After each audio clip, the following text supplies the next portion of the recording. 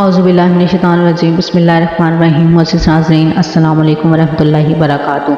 नाज़रीन, हज़रत दाऊद अलैहिस्सलाम की कौम बंदर क्यों बनी? उन्होंने अल्लाह रब्बुल इज़्ज़त के कौन से हुक्म की नाफरमानी की थी? क्या दुनिया में मौजूद तमाम बंदर इसी कौम की नस्ल से हैं?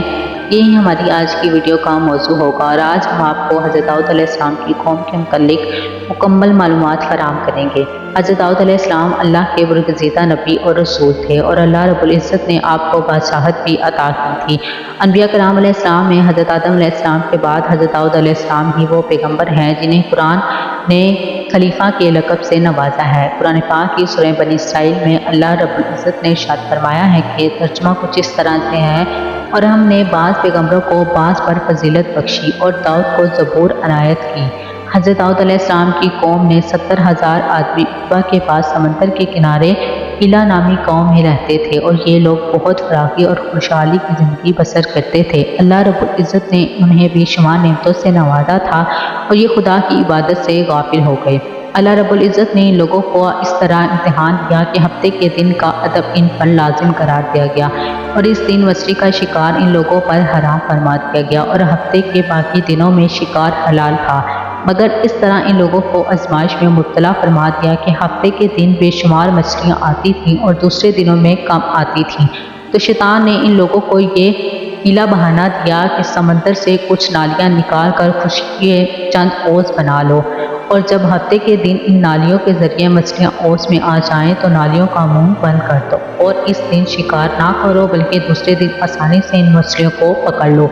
इन लोगों को ये शैतानी हीलाबाजी पसंद आकर इन लोगों ने ये ना सोचा कि जब मछलियाँ नालियों और ओज़ों में मुकीद हो गईं तो यही इनका शिकार हो गया। तो हफ्ते के ही दिन शिकार करना पाया गया, जो कि इन लोगों के लिए हराम था। इस मौका पर इन यहूदियों के 3 गिरोह हो गए। कुछ लोग ऐसे थे जो शिकार के लिए शैतानी हिला से मना करते थे और नाराज़ व बेजार होकर शिकार से बाज रहे, जबकि दूसरे गिरोह के लोग इस काम को दिल से तो बुरा जानकर खामोश थे, मगर दूसरों को मना ना करते थे, बल्कि मना करने वालों से ये कहते थे कि तुम लोग ऐसी कौम को क्यों नसीहत करते हो जिन्हें अल्लाह रब्बुल इज़्ज़त हलाक करने वाला है या सख्त सज़ा देने वाला है। जबकि तीसरा गिरोह वो सरकश और नाफरमान लोग थे जिन्होंने हुक्म खुदा का एलानिया मुखालफत की और शैतान की हिलाबाजी को मानकर हफ्ते के दिन शिकार कर लिया और इन मछलियों को खाया और बेचा भी। जब नाफरमानों ने मना करने के बावजूद शिकार कर लिया तो मना करने वाली जमात से कहा कि अब हम इन मासियतकारों से कोई ताल्लुक ना रखेंगे। चाचा इन लोगों ने गाँव को तकसीम करके दरमियान में एक दीवार बना ली और आमदोरफ्त का एक अलग दरवाज़ा भी बना लिया। हज़रत दाऊद अलैहिस्सलाम ने गज़बनाक होकर शिकार करने वालों पर लानत फरमा दी। इसका असर ये हुआ कि एक दिन खताकारों में से कोई भी बाहर ना निकला, तो उन्होंने देखने के लिए कि कुछ लोग दीवार पर चढ़ गए तो क्या देखा कि वो सब के सब बंदरों की सूरत में मस्त हो गए हैं। अब इन लोग इन मुजरिमों का दरवाज़ा खोलकर अंदर दाखिल हुए तो वो बंदर अपने रिश्तेदारों को पहचानते थे और इनके पास आकर इन कपड़ों को सूंघते और ज़ारो कतार रोते थे, मगर लोग इन बंदर बन जाने वालों को ना पहचानते थे। इन बंदर बन जाने वालों की तादाद तारीख में 12,000 लिखी हुई है।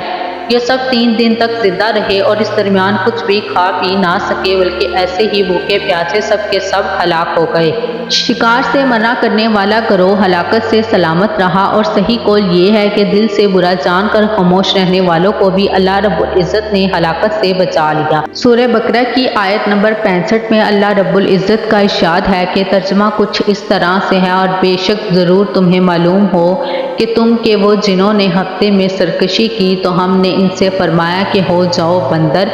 ये मुफस्सिल वाक़या सूरह अल-अराफ में मौजूद है, जिससे मालूम होता है कि शैतानी हिलाबाजियों में पढ़कर अल्लाह के अहकामात की नाफरमानियों का अंजाम कितना बुरा और किस कदर ख़तरनाक होता है। और खुदा के नबी जिन बदनसीबों पर लानत फरमा दे तो कैसे हौलनाक अज़ाब इलाही में गिरफ्तार होकर दुनिया से निस्तो नाबूद होकर अज़ाब नार में गिरफ्तार हो जाते हैं और दोनों जहां में जलीलो ख़वार हो जाते हैं। असहाबे इला के इस दिल दहलाने देने वाले वाक़ये में हर मुसलमान के लिए बहुत बड़ी इबरतों और नसीहतों का सामान है। काश इस वाक़ये से मुसलमानों के क़लूब में खौफ खुदाबंदी की लहर पैदा हो जाए और वो अल्लाह रब्बुल इज़्ज़त और इसके रसूल सल्लल्लाहु अलैहि वसल्लम की नाफरमानी से बाज रहें और सिराते मुस्तकीम की शाहराह पर चल पड़ें और दोनों जहानों की सरबुलंदियों से सरफरार होकर اعزاز و اکرام کی سلطنت کے تاجدار بن جائیں۔